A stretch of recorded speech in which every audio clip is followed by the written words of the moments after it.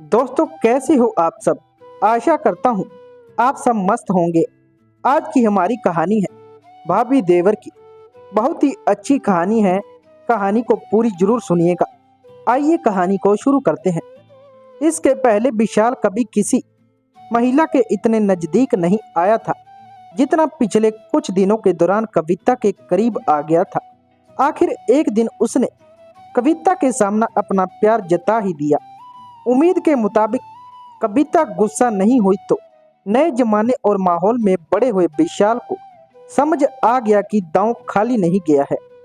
कविता सब कुछ समझते हुए भी मुंह बोले देवर के साथ नाजायज संबंधों की ढलान पर फिसली तो इसकी वजह एक नया एहसास था जो उसके तन और मन दोनों को झिझोड़ रहा था। परशुराम रोज सैकड़ों ग्राहकों को डील करता था, लिहाजा पत्नी के नए हाव भाव उसे छिपे नहीं रहे। पहले तो उसने खुद को समझाने की कोशिश की कि यह उसकी गलतफहमी और फिजूल का शक है, पर कुछ था जो उसके शक को बार बार कुरेद रहा था। विशाल कुछ और सोचता था, कविता कुछ और। इधर विशाल की हालत सख्ता थी, जिसे वाकई कविता से प्यार हो गया था। वह चाहता था कि कविता पति को छोड़कर उससे शादी कर ले। इस बचकानी पेशकश से कविता वाकिफ हुई तो सकते में रह गई। विशाल संबंधों को इतना गंभीरता से लेगा, इसका अंदाजा या एहसास उसे नहीं था। उसने अपने इस नासमझ आशिक को समझाने की कोशिश की, पर यह खुलकर नहीं कह पाई कि तुम्हारे मेरे संबंध सिर्फ मौज मस्ती के हैं।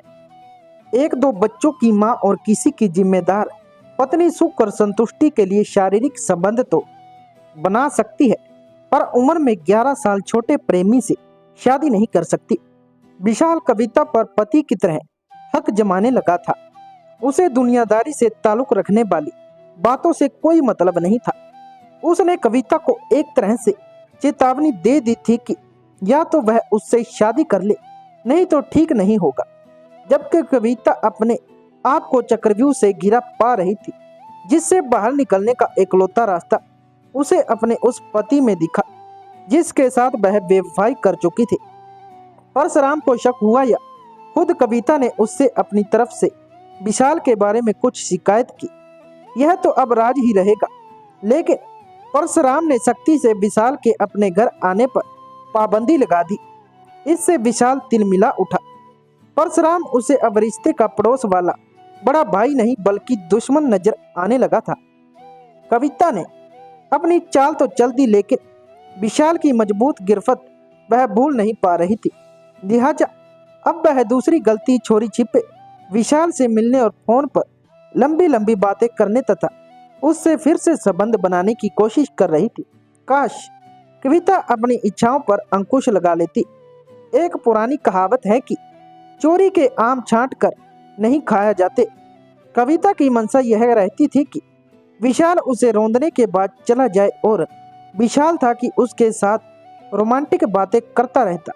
मजबूरी में कविता को उसकी रुमानी बातों के ही में हाँ मिलानी पड़ती थी। इससे विशाल को लगा कि कविता उसे वाकई चाहती है। लिहाजा उसने फिर अपनी शादी की पुरानी पेशकश दोहरा दी।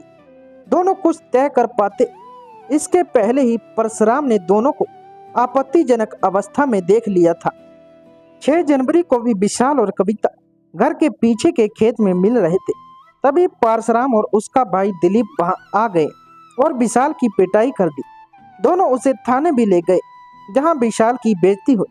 उस वक्त कविता का रोल और बयान अहम थे, जिसने विशाल पर परेशान करने का आरोप लगा डाला तो प्यार की परिभाषा और भाषा न समझने वाला यह नौजवान आशिक तिलमिला उठा। उसे अब समझ में आया कि कविता दरअसल उसे मोहरा बनाए हुए थी। वह उसका प्रेमी नहीं बल्कि हवस पूरी करने वाली एक मशीन भरा था। अब उसे याद आ रहा था कि जब जब भी उसने शादी की बात कही थी, तब तब कविता पति बच्चों और गृहस्थी की दुहाई देकर मुकर जाती थी। लेकिन आज तो उसने अपनी असलियत ही दिखा दी थी। थाने में खुद को बेइंतहा बेइज्जत महसूस करके ही विशाल ने ठान लिया था कि कविता को सबक सिखा कर रहेगा। इधर विशाल की मां ने परशुराम को सालों के पारिवारिक संबंधों का वास्ता दिया तो उसने उसके खिलाफ रिपोर्ट नहीं लिखाई और माफ कर दिया। पर विशाल ने कविता को माफ नहीं किया था। वह बुरी तरह सींचा हुआ था और बदले की आग में जल रहा था। 8 जनवरी को दोपहर में वह कार्तिक के स्कूल गया और उसे साथ ले आया।